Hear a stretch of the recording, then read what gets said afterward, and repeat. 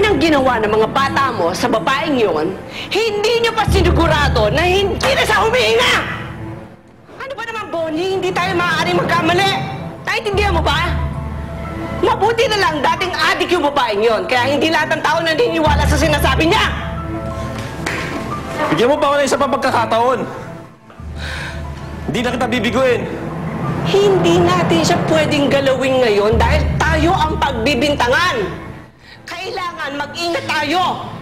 Paano palang gagawin natin? Ay nako, ewan. Pag-iisipan ko pa. Manang, pwede mong magtanong? Oo, pwede. Hinahanap ko kasi yung nanay ko. Baka ako napansin yung dumaan dito. Ito siya. Si Anita? Ikaw na bang anak ni Anita? Kilala niyo yung nanay ko?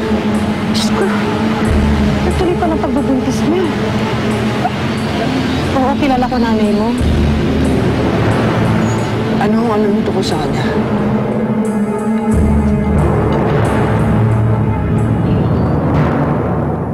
Sigurado may plano na si Rowena kay Clarissa. Kailangan maunahan natin siya. Ano ba kasi ginagawa mo dito? Anong oras na? Gina, bigyan mo ako ng pagkakataon. Tulungan ka. Mahal kita. Mahal na mahal. Paano mo ako natuntun dito? Umalis na kayo sa San Felipe. Hahabulin niyo din ako at papatayin. Tapos ng panahon tinatapatan ng pera na ang bawat kilos ko. Kaya kita pinapunta rito para alamin kung talagang gagawin mo yung party mo dun sa pinag-usapan natin sa kontrata. Handa ho ako manilbihan sa inyo ng 10 taon. Patalingin mo yung taong yan.